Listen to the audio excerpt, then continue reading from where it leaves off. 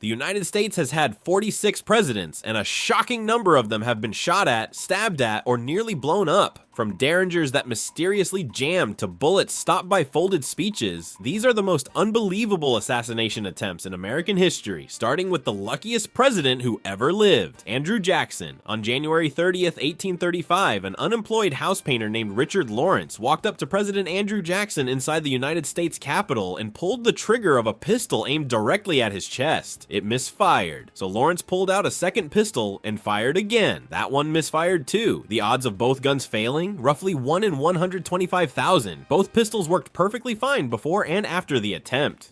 They just decided not to work during the 2 seconds that mattered most. But the real story isn't the guns, it's Jackson's reaction. Instead of running, the 67-year-old president started beating Lawrence with his cane. His aides had to pull Jackson off the assassin. Lawrence believed he was the King of England and that Jackson owed him money. The jury deliberated for about 5 minutes before finding him not guilty by reason of insanity. He spent the rest of his life in the government hospital for the insane. This was the very first assassination attempt on a sitting US president. But if you think Jackson's luck was absurd, wait until you hear about the president who got shot at twice in 17 days. Gerald Ford, 2 assassination attempts in 17 days on the same president. That's not a statistic, that's a horror movie premise. On September 5th, 1975, Heisen President Gerald Ford was doing a public walkabout in Sacramento, California, when a 26-year-old woman named Lynette Squeaky Fromm pulled a loaded .45 caliber pistol and pointed it directly at him. Fromm was a devoted Charles Manson follower, and she had every intention of killing the President of the United States. But the gun jammed. It simply did not fire. Ford was untouched. Now here's where it gets bizarre. You'd think after someone literally points a loaded weapon at you, you'd maybe scale back the public appearances. Ford didn't, he kept going, and 17 days later, it almost cost him his life again. September 22nd, San Francisco. Sarah Jane Moore, a 45-year-old political activist with zero connection to Fromm, fired a single shot at Ford from the crowd. The bullet would have hit him,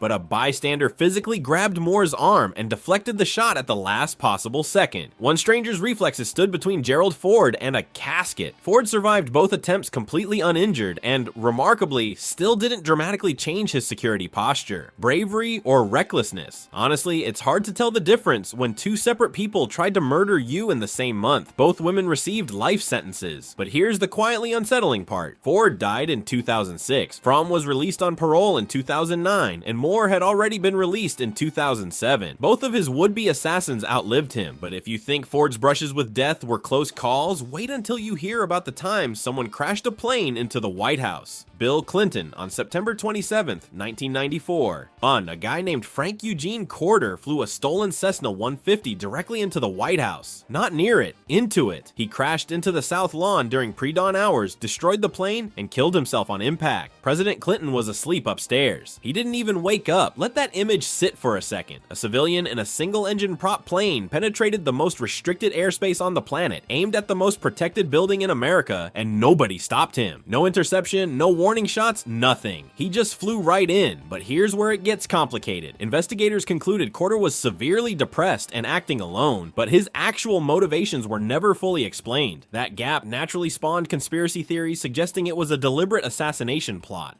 Though every investigation pointed to the same conclusion. A troubled man making a desperate, irrational decision. No conspiracy, just a terrifying security failure. And the White House knew it. The incident triggered immediate overhauls to presidential airspace defense, because the uncomfortable truth was obvious. If Corder had packed that Cessna with explosives instead of just himself, the outcome could have been catastrophic. But the problems didn't stop there. Less than a year later, on May 31st, 1995, a 19-year-old named Michael Tabor jumped the White House fence carrying a 9mm handgun. He was arrested before reaching the building, but the fact that he got over the fence at all reinforced what Corder's crash had already proven. White House security in the early 1990s was dangerously porous. Neither attempt came close to killing Clinton. But together, they shattered the illusion that the president's home was untouchable. And if you think a plane crash and a fence jumper sound wild, wait until you hear about the assassination attempt that killed someone standing right next to the president, Franklin D. Roosevelt. Here's the thing about FDR's assassination attempt. He wasn't even president yet. On February 15th, 1933, just 19 days before his inauguration, Giuseppe Zangara fired 5 shots at Roosevelt's open car in Miami. 5 bullets. Not one of them hit FDR, but they hit someone else. Chicago Mayor Anton Chermak was standing near Roosevelt when the shots rang out. He took a bullet that many historians believe was meant for the future president. 4 other bystanders were wounded. Chermak died from his injuries weeks later, and here's where it gets dark.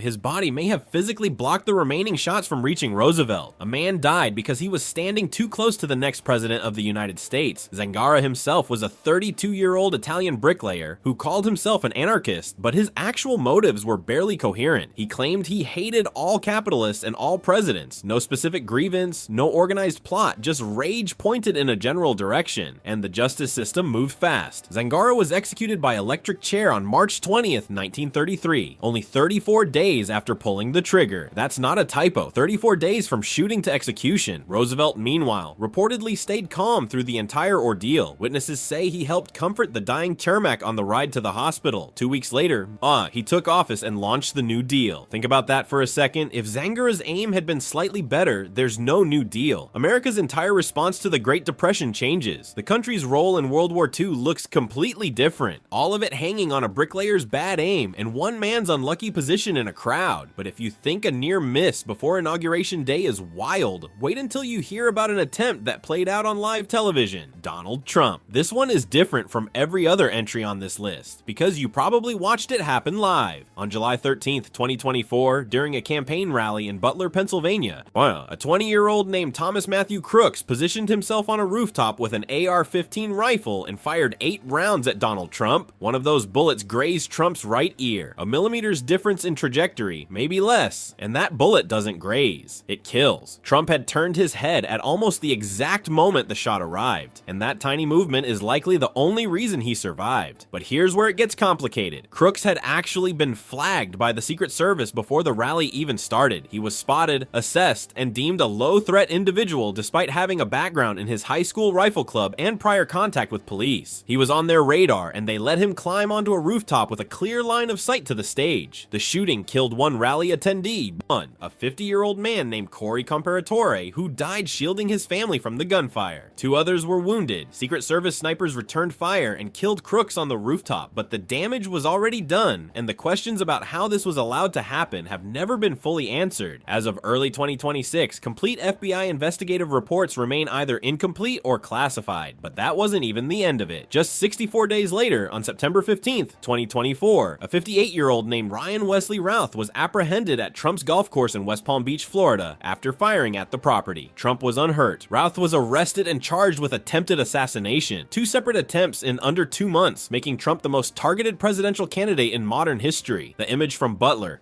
Trump raising his fist with blood on his face while Secret Service agents surrounded him, became one of the most widely circulated political photographs of 2024. Whatever your politics, the security failures and the sheer visual intensity of that moment changed the trajectory of the race. But if the Trump attempts exposed modern security breakdowns, the next entry proves this isn't a new problem. Back in 1950, 2 men tried to literally shoot their way into the president's temporary residence, and one Secret Service officer gave his life in the most heroic final act you've never heard of. Harry S. Truman, November 1st, 1950. 2 men walked up to the Blair House in broad daylight with loaded guns and a plan to kill the President of the United States. Not with a sniper rifle from a rooftop, not with a bomb or a poisoned letter. Griselio Torresola and Oscar Collazo, both Puerto Rican nationalists, literally tried to shoot their way through the front door. Here's the thing, Truman wasn't even in the White House. The building was undergoing renovations, so the president had been staying at the Blair House, a smaller, far less fortified residence right across the street. And that mattered, because the Blair House didn't have the same layered security. It was vulnerable in a way the White House never would have been. The gunfight that erupted lasted roughly 40 minutes. Secret Service officers and the 2 attackers exchanged fire at close range on the street and the front steps. 2 officers were wounded. Torresola was killed. Collazo was shot and captured alive, but the cost was devastating.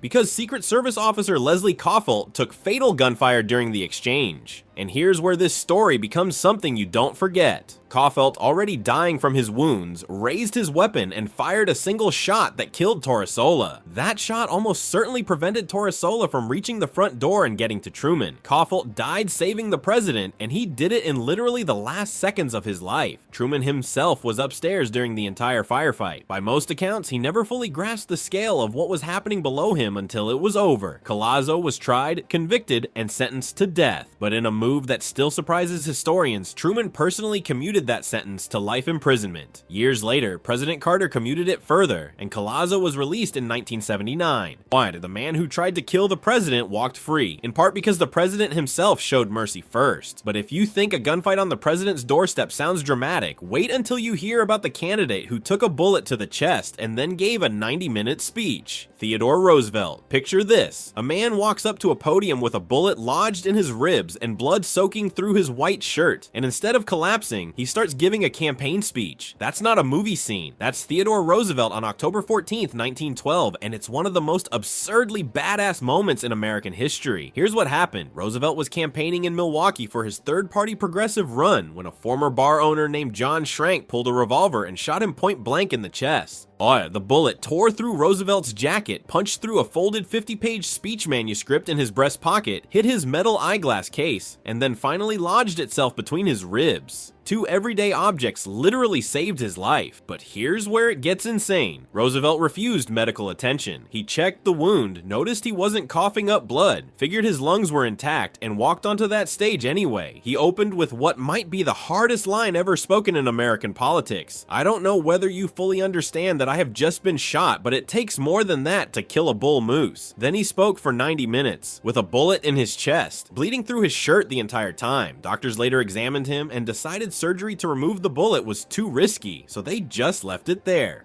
That bullet stayed in Theodore Roosevelt's chest for the rest of his life. As for Schrank, he never stood trial. He was declared insane, institutionalized, and died in an asylum in 1943 at age 67. But here's the real kicker. Getting shot didn't cost Roosevelt the election. He still pulled 27% of the popular vote as a third-party candidate, the strongest independent showing in US history. What actually killed his campaign was the Republican vote splitting between him and Taft, handing the presidency to Woodrow Wilson. A bullet couldn't stop Roosevelt. Party politics could. And if you think delivering a speech after getting shot is tough, wait until you hear about the president who cracked jokes on his way into emergency surgery. Ronald Reagan. On March 30th, 1981, a 25-year-old named John Hinckley Jr. fired 6 shots at President Reagan outside the Washington Hilton Hotel. One of those bullets hit Reagan's 7th rib, collapsed his left lung, and stopped less than an inch from his heart. He lost roughly 2 pints of blood before he even reached the hospital. Reagan came genuinely close to dying that day, but here's where this story takes one of the strangest turns in assassination history. Hinckley didn't shoot the president over politics, ideology, or revenge. He did it because he was obsessed with actress Jodie Foster. He'd watched the film Taxi Driver over and over, fixating on Foster's role, and somehow convinced himself that assassinating the President of the United States would impress her. That was the entire plan. Shoot the most powerful man on earth to get a teenage actress to notice him. 3 other people were hit that day. Our Secret Service agent Timothy McCarthy took a bullet to the chest. Police officer Thomas Delahanty was struck in the back. But the worst was Press Secretary James Brady, who was shot in the head and left permanently paralyzed. Brady would survive for decades, but his life was never the same. And then there's Reagan himself. The man was bleeding internally with a bullet near his heart, and his response was to crack jokes. He told the surgeons, "I hope you're all Republicans," before they operated. He looked at Nancy Reagan and said, "Honey, I forgot to duck." That humor under pressure wasn't just personality. It became a defining political moment that measurably boosted his approval ratings nationwide. Hinckley was found not guilty by reason of insanity. He spent 34 years institutionalized and was fully released in 2022. James Brady died in 2014. And his death was officially ruled a homicide, legally tying Hinckley to a killing more than 3 decades after he pulled the trigger. Brady's legacy also drove the Brady Bill, one of the most significant pieces of gun control legislation in American history. This single assassination assassination attempt reshaped gun politics for a generation. But if you think Reagan's survival story is dramatic, wait until you hear about the president whose doctors literally killed him, James A. Garfield. The bullet didn't kill James Garfield, his doctors did. On July 2nd, 1881, Charles Guiteau shot the president twice at a Washington, D.C. train station. One bullet grazed his arm, the other lodged near his spine. Neither wound was immediately fatal. Garfield was conscious, alert, saying by all accounts should have survived. But here's where it gets horrifying. Over the next 79 days, a parade of physicians repeatedly shoved their unwashed fingers and unsterilized instruments into the wound, probing for the bullet they couldn't find. This was an era right before germ theory gained acceptance in American medicine, so nobody thought twice about it. The infection that spread through Garfield's body was massive, and it was entirely man-made. The man who got shot in a train station was slowly killed on a hospital bed by the people trying to save him, and the attempts to help him got even stranger. Alexander Graham Bell himself built a metal detecting device specifically to locate the bullet inside Garfield's body. It failed. The reason? Garfield was lying on a bed with metal springs, which threw off every single reading. Bell's invention actually worked, it just couldn't account for the furniture. That's almost too cruel to be real. Garfield finally died on September 19th, 1881, after nearly 80 days of agony that the entire nation watched unfold in real time. Now, the man who pulled the trigger. Guiteau shot the president because he genuinely believed he was owed an ambassadorship under the government spoil system. He'd campaigned for Garfield, decided that entitled him to a diplomatic post, got rejected, and chose murder. At his execution on June 30th, 1882, he reportedly danced his way to the gallows and recited a poem he'd written for the occasion. But here's the part that makes this whole tragedy mean something. Garfield's death directly led to the Pendleton Civil Service Reform Act of 1883, which dismantled the exact corrupt patronage system that created Guiteau in the first place. A man died a slow, preventable death, and his legacy was permanently professionalizing the federal government. The system that killed him died with him, and if you think that slow, agonizing aftermath was unique to Garfield, wait until you see what happened to William McKinley. William McKinley, the people who tried to bury Theodore Roosevelt accidentally made him president. That's the real story here, and it starts with a bullet at a World's Fair, September 6, 1901, the Pan American Exposition in Buffalo, New York. President William McKinley is shaking hands with the public when a 28-year-old anarchist named Leon Czolgosz steps forward with a .32 caliber revolver hidden under a bandage and fires twice into McKinley's chest and abdomen. But here's where it gets interesting. Czolgosz wasn't operating in a vacuum. Just days before the shooting, he'd attended a speech by Emma Goldman, one of the most prominent anarchist voices in America. He cited her ideas directly as his inspiration. Goldman was actually arrested in connection with the plot, though investigators never established any direct involvement. The real catalyst was international. King Umberto I of Italy had been assassinated by an anarchist just a year earlier, and Czolgosz saw McKinley as the next logical target, a sitting American president. Odds killed because of a political philosophy born thousands of miles away. McKinley initially seemed like he'd pull through. Doctors were cautiously optimistic, but gangrene set in on one of the wounds, and 8 days later, he was dead. The legal response was swift to a degree that's almost unrecognizable by modern standards. Czolgosz was tried, convicted, and executed by electric chair just 53 days after pulling the trigger. No years of appeals, no drawn-out media circus. 53 days from assassination to execution, but the real consequence wasn't the punishment, it was the succession. Vice President Theodore Roosevelt, 42 years old, became the youngest person to ever assume the presidency. And here's the kicker. McKinley's own political advisors had deliberately pushed Roosevelt into the vice presidency specifically to sideline him. And they thought the position would neutralize his reform energy and keep him out of the way. Instead, they handed a man who wanted to reshape America the single most powerful tool to do it. Roosevelt went on to bust monopolies, create the national park system, and force through the Panama Canal. He fundamentally rewired American domestic and foreign policy for the next century, all because the people who feared his ambition accidentally gave him everything he needed to fulfill it. McKinley's death didn't just change the presidency, it rebooted the entire trajectory of the country. But if you think political consequences make an assassination devastating, wait until you hear about the one that broke America in half, Abraham Lincoln. Every other entry on this list involves luck, near misses, or survival against the odds. This one doesn't.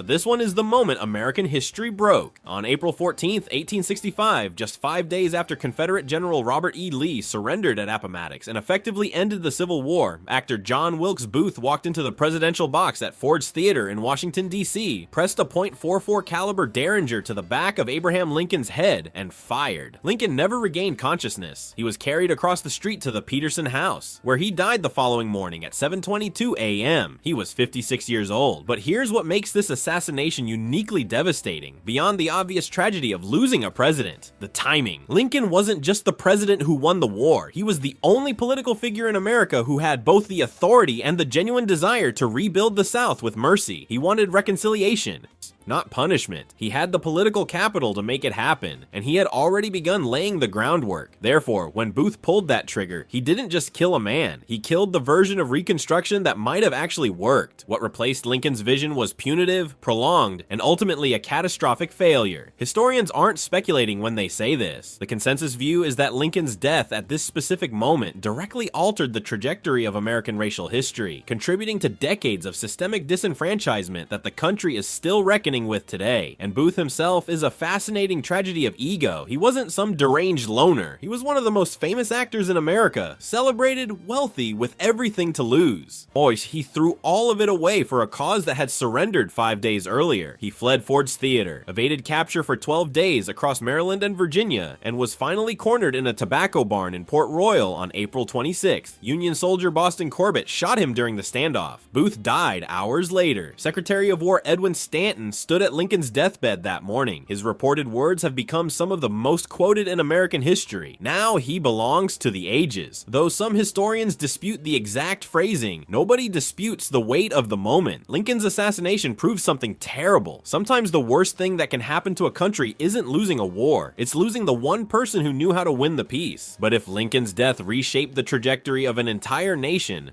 there's one more assassination that shattered America's sense of reality itself. John F. Kennedy, November 22nd, 1963, 12:30 p.m. Dallas, Texas. A presidential motorcade rolls through Dealey Plaza, and the course of American history splits in two. 3 shots rang out from the 6th floor of the Texas School Book Depository. Lee Harvey Oswald, a 24-year-old former Marine with Marxist sympathies, fired a bolt-action rifle into the motorcade below. One bullet struck President John F. Kennedy in the back of the head, killing him almost instantly. First Lady Jacqueline Kennedy was sitting right beside him. Texas Governor John Connally, riding in the same car, took a bullet and survived. Kennedy was rushed to Parkland Memorial Hospital, where he was pronounced dead at 1 p.m. He was 46 years old. Oswald was arrested roughly 80 minutes later. And for a brief moment, it seemed like the country would at least get answers. But here's where the story fractures into something that still hasn't healed. 2 days after the assassination, while being transferred between jails on live national television, Oswald was shot and killed by Jack Ruby, a Dallas nightclub owner who walked right up to him and pulled the trigger. The one person on earth who could have explained what happened that day, why he did it, who he talked to, whether anyone else was involved, was dead before he ever saw a courtroom. That single detail has haunted this country for over 60 years. The Warren Commission, formed shortly after the assassination, concluded in 1964 that Oswald acted alone. No conspiracy, no second shooter. Case closed. But the American public never fully accepted it. Theories involving the CIA, the Mafia, Cuban exiles, and the Soviet Union have persisted for decades, not because people love conspiracies, but because the official story left too many questions unanswered. The classified documents have continued to trickle out year after year, and as of 2026, portions of the JFK files remain classified. No alternative theory has ever been definitively proven, but the Warren Commission's conclusion has never been definitively settled either, and that ambiguity changed everything. Kennedy's death didn't just end a presidency, it ended an era. The so-called Camelot period of American optimism died in that motorcade. What followed was an immediate escalation of the Vietnam War under Lyndon B. Johnson, the passage of the Civil Rights Act of 1964, a massive expansion of Secret Service protective operations, and the beginning of something far more corrosive, a permanent fracture in the American public's trust in its own government. The idea that officials might lie, that the full truth might be hidden, that powerful institutions might not have your best interest in mind. That skepticism didn't start with Watergate, it started in Dealey Plaza. Every assassination attempt on this list changed something some changed policy, some changed security, some changed nothing at all, but this one changed how Americans think. It introduced the possibility that the real story is the one you're not being told, and 60 years later, nobody has fully put that suspicion to rest. The most analyzed assassination in American history remains in many ways the least resolved. If you enjoyed this video and want to see more, click the video on the screen now.